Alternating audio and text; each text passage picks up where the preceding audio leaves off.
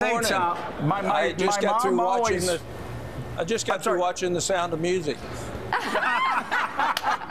You know, great. Tom, my mom always warned me about people that I hung out with, and I'm sure your mother did the same thing, and yet you're going to be sitting with Chuck Schumer. Why? Oh, I think it's just symbolic.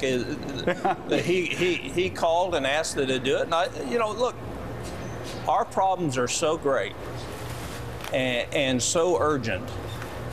We can't get hung up on party labels. If the president tonight talks about us walking together, what that means, we really need to walk together. And if we do, we can. There's not a problem in front of us we can't solve. How we go about solving it will be critical. And interpersonal relationships and reconciliation are key to almost everything in life. And if we're accepting of that, and we don't judge people's motives, but we judge them with pure intent, then we can solve a lot of problems. And Tom, you also have had very good interpersonal relations with President Obama, speaking to him quite a bit. And tell us what you're expecting from the president tonight. Well, I haven't thought a lot about. I've thought about a lot of the problems that we have, and there are a lot of solutions. My solutions are probably going to be much different than his. When you think about the government now, it's twice the size it was in 1999. And anybody who doesn't think that we can't whack a couple of $100 billion out of this budget and nobody feel it, I don't think has a realistic sense of where we are. I've got a report coming out on job training programs.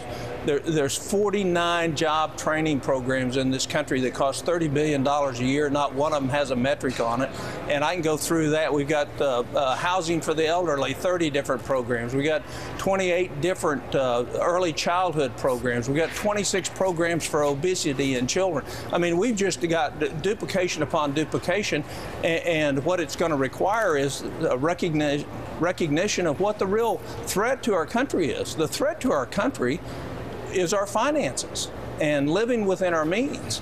And that's the existential threat that we face, and the confidence of the world in us getting hold of our problems. If we can achieve that, then we're going to be well on our way to fixing what's wrong with us.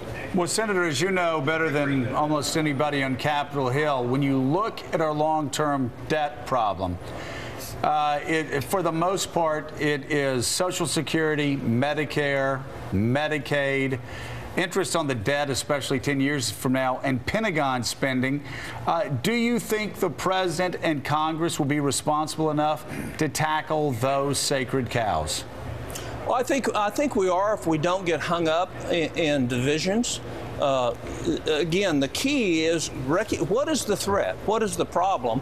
We're all going to have different answers on how to solve it, but what we need is 100% commitment that we're going to solve it. And how we solve that means is we have to make significant reductions in the spending on the discretionary side, and we have to make significant reforms on the entitlement programs. The easiest one is Social Security.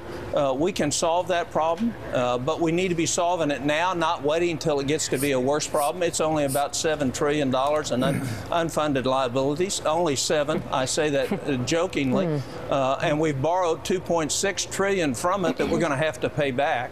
So, and health care is the reason health care is such an issue is because what we've done on health care actually makes the problem worse, doesn't make it better, and it doesn't attack the real problems in health care, which is cost. All right, Senator, so given everything that we're talking about and that we all think is important for the future of this country, looking ahead tonight symbolically, do you think it's a good idea for Michelle Bachmann to be doing a second Republican response? Oh, I don't know. I haven't even heard that. I wasn't aware of that. Well, she's doing a second Republican response. So now you know. It's the Tea Party response after Paul Ryan. It's after Paul Ryan, right? Mm-hmm. Yeah, I believe so. So what do you make of that? Oh, I think messages on where we need to go, I don't care where they come from. If, in fact, it relates back to common sense in running our government and understanding what our Constitution says, I don't think there's any problem with more information. I think that the question is will we put it out there in a way where people can understand it?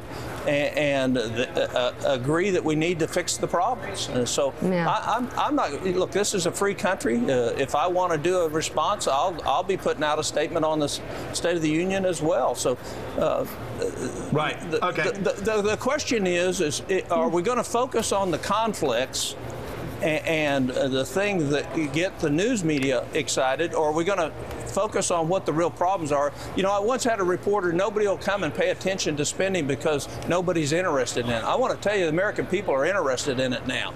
And they understand that we can't keep doing what we're doing. And so anybody that contributes to that dialogue, I'm for.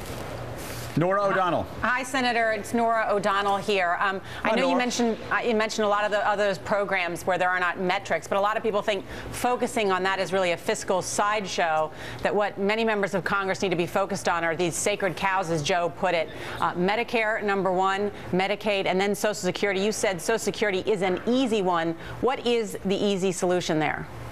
Well, I think the easy solution is to slowly raise the age of retirement as our life expectancy has gone up. That's what we've done in the past.